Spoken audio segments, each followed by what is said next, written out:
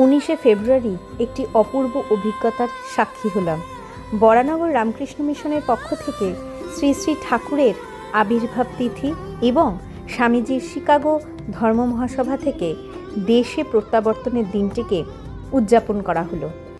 এই দিনটিতে মহারাজরা সেই ছোট ছোট বাচ্চাগুলিকে সমস্ত মনীষীদের বেশে সাজিয়ে তুলেছেন। খুব সুন্দর একটি পরিবেশ, যা ভাষায় প্রকাশ করা যায় না, অতুলনীয়। এবং সমস্ত ছাত্ররা কেউ খোল বাজাচ্ছে, কীর্তন করছে, গান করছে, প্রচুর গাড়ির মধ্যে বসে বসে তারা এই সব কাণ্ডকারখানা চলছে। এই ছোট ছোট বাচ্চাগুলি খোলকর্তাল নিয়ে তারা গান করছে। অপূর্ব একটি সুন্দর একটি পরিবেশ।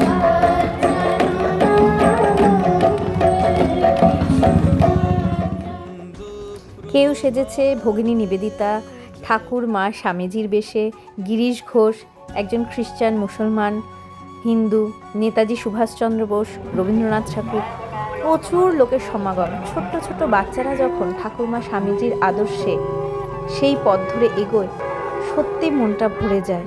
কারণ তারা তো তাই চেয়েছিলেন। স্বামীজি তো চেয়েছিলেন আমাদের এই জাতীয় সমাজকে উদ্বুদ্ধ করতে। এই বর্ণনা করা খুবই ধৃষ্টতা, ভাষায় প্রকাশ করা যায় না। অপূর্ব একটি শোভাযাত্রা আয়োজন করেছিল রামকৃষ্ণ মিশন। শুরু হয়েছিল বরানগর রামকৃষ্ণ মিশন থেকে এবং শেষ হয়েছিল আলমবাজার মঠ পর্যন্ত।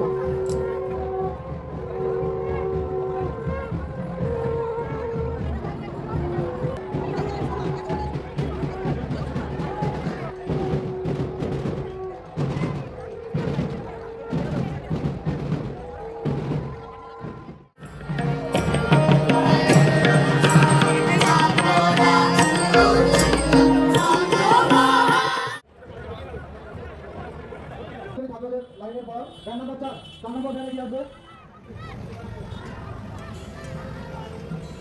গান নাম্বার ভ্যান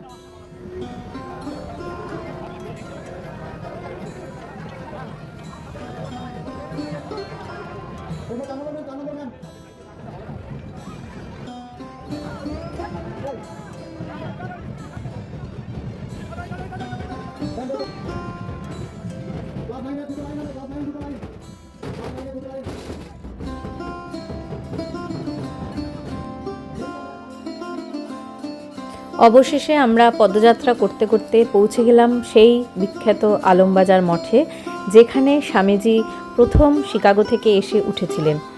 এখানে প্রচুর সংখ্যক পুলিশ দেওয়া হয়েছে, প্রশাসন থেকে সুন্দর ব্যবস্থা। মহারাজরা সবাইকে স্বাগত জানাচ্ছে এবং সমস্ত ছাত্রীরা সবাই ভীষণ উচ্ছ্বসিত। তার পাশাপাশি বৈদিক মন্ত্রোচ্চারণ হচ্ছে, আর অপূর্ব একটি পরিবেশের সৃষ্টি হয়েছে, যা চোখে না দেখলে ভাষায় প্রকাশ করা যাবে না।